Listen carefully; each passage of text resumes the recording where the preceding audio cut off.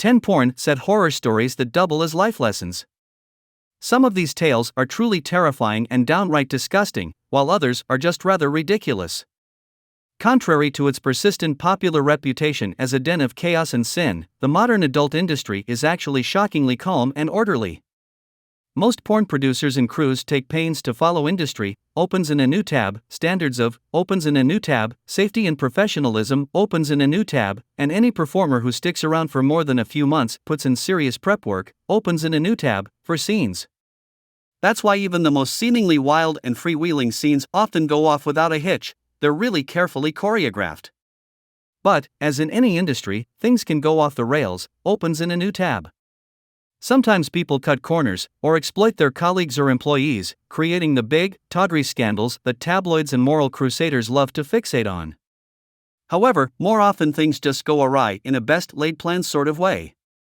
And because porn involves writhing bodies, with all their squishy bits and fluids, when a shoot goes awry, things can get real wacky and eye-popping, real fast. Most performers, opens in a new tab, have their fair share, opens in a new tab, of stories, opens in a new tab, of diarrheic anal and vomit-inducing blowjobs, which often sit on the edge of horrific and hilarious. Number 1. Kate Kennedy. I do stand-up comedy as well as porn. I got booked for a comedy show at 7 p.m. one evening, but then I also got booked for a short blowjob scene about 35 miles away, with a call time of noon. I was sure I had plenty of time to do the scene, get cleaned up, and make it to the show. But when I got to the set, I found out that the production crew was shooting multiple porn scenes that day and mine wouldn't begin until 3 p.m. After an hour or so, I started to get antsy. I explained my situation, that I needed to leave by 5 p.m. at the latest, to the cast and crew. Luckily, another girl with an earlier scene was willing to trade spots with me, so I was able to begin my scene early, and it was going swimmingly despite the countdown clock in my head. Then, when we'd almost finished the scene, something went wrong. I was on my back with my head hanging off a couch while this dude pounded the absolute fuck out of my throat. He pulled out, so I thought I had time to swallow the mouthful of spit I'd accumulated, and that I was now gagging on. But as I had my tongue at the back of my throat, ready to swallow, this dude slammed his cock back into my mouth, hitting my tongue from below. Boom! Blood everywhere. The force had torn the frenulum that connected my tongue to the bottom of my mouth. We called cut, and I frantically tried to stop the bleeding, but to no avail. So, I decided to finish the scene with my tongue held down and pressed up against my teeth to keep the blood from spilling out. My scene partner came in my face instead of in my mouth.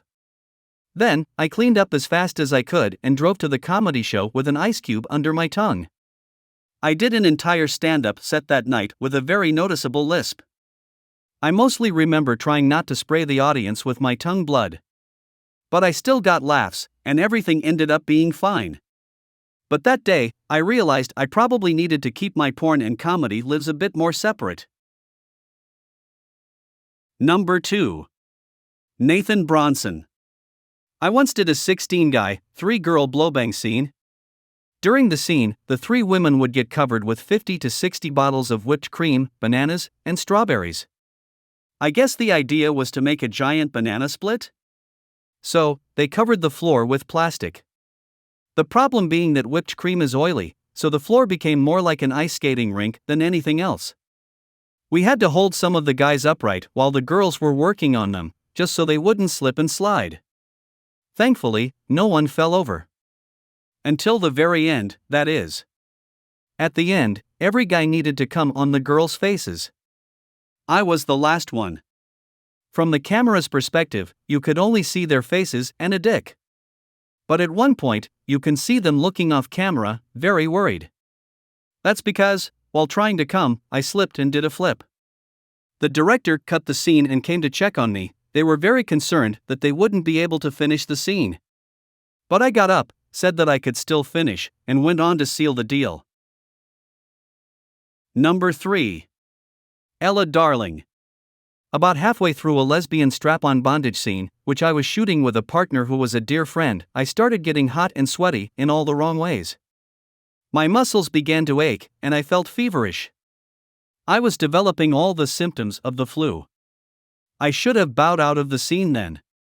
But I knew the production costs would double if we had to cut and pick things up on a different day. So, I told myself that I was just feeling off because I skipped breakfast and needed water. I hydrated, had a snack, and tried to keep going. For the next part of the shoot, my scene partner and I got on our knees, facing each other, and had our torsos tied together with intricate rope work. Our hands were above our heads, also tied up so that they could be attached to a hook suspended from the ceiling. But once the rope work was done and we were ready to start shooting, my vision got cloudy and filled with black spots, and I broke out in a cold sweat. I worried that I might pass out. So, I finally told the crew that I was feeling dizzy and sick, and they promptly untied our hands so I could get comfortable and rest before we continued, which I still fully intended to do at that point. But it wasn't enough.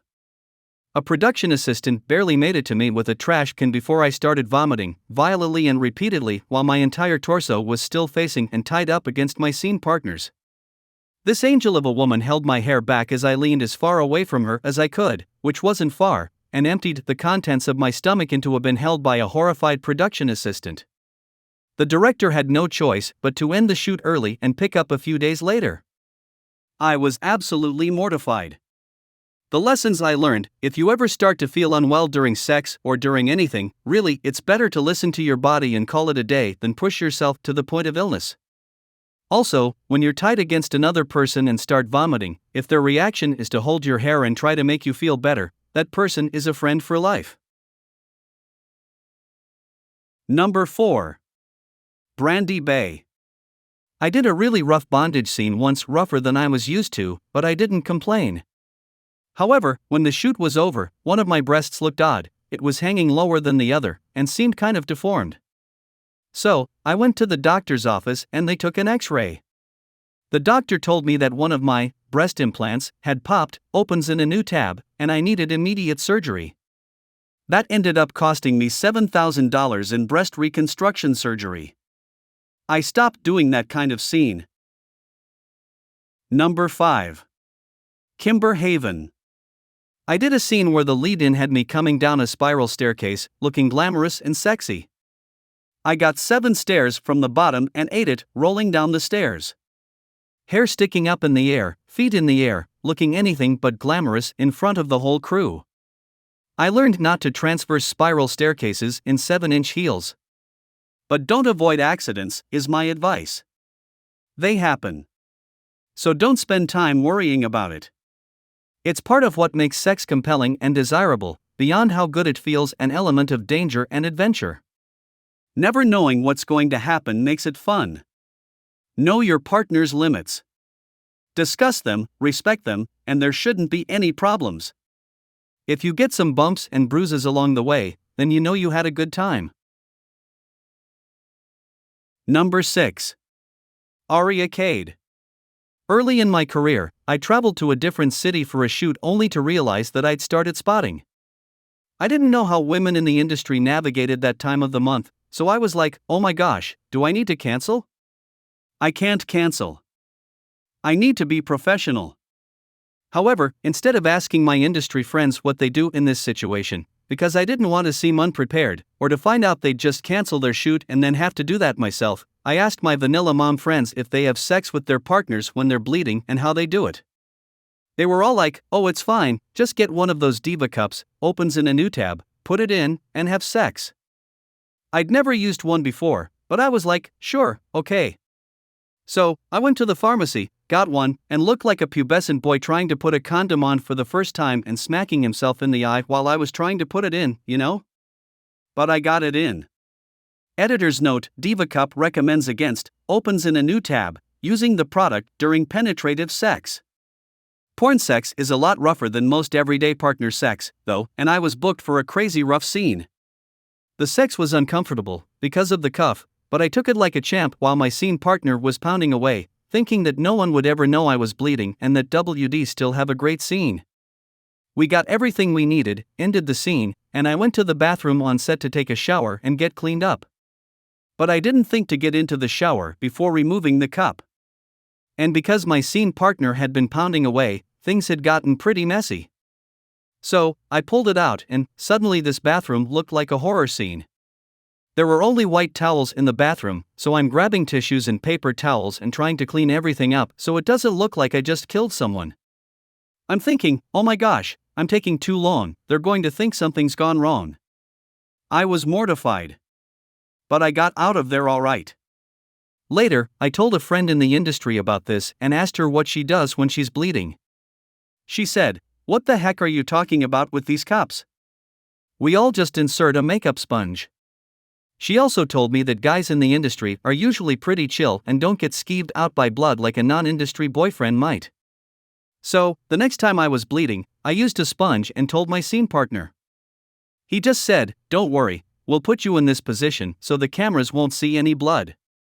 And it was all totally fine. Serves me right for not just asking my friends with industry experience from the start. Number 7. Lucy Hart. I was cast as Batman in a BDSM scene. Catwoman had me on the floor, flat on my back, bound my wrists and ankles and gagged. She was supposed to squirt on my face at the end of the scene. So, she stood over me, and I suddenly saw and felt a lot of liquid hit me fast. Most of it went up my nose, blocking my breathing.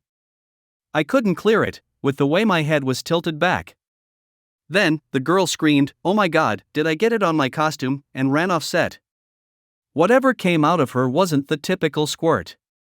The director chased after her immediately to see if she was okay, leaving me drowning on the floor in whatever came out of her. After what felt like a couple of minutes of wondering if I'd die dressed like Batman, I decided to just swallow whatever this fluid was, so that I might be able to breathe through the gag. It worked. Someone came back to untie me eventually. I never asked what came out of her. I'm pretty sure it wasn't pee. But I don't think Batman needed to know. I got my money and left. Her costume was fine. If someone is going to squirt on your face, consider your need to breathe first. Number 8. Misha Montana. I had a stroke this April, and was set for heart surgery a couple weeks later. I shot a post-stroke comeback scene in May, with Tommy Pistol, while wearing a heart monitor. At the end of the scene, Tommy accidentally came all over the heart monitor. A little while later, I got a report from my cardiologist that my heart activity was unusual on that day. Tommy Pistol came on my broken heart. Number 9. Carmela Clutch.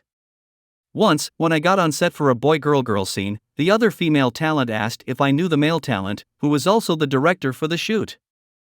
I admitted that I hadn't met him, but said that I was a big fan of his work. She said that he was really freaky and into some nasty shit. I didn't realize the gravity of her words, so I laughed and said, "Whatever, I'm down for anything." Then 15 minutes before the scene started, she downed a bag of kettle corn. The scene started off seamless. I was giving this guy some of the best sloppy toppy head that I'd ever given at that point in my career. Then, we switched off and the other woman went to work on him.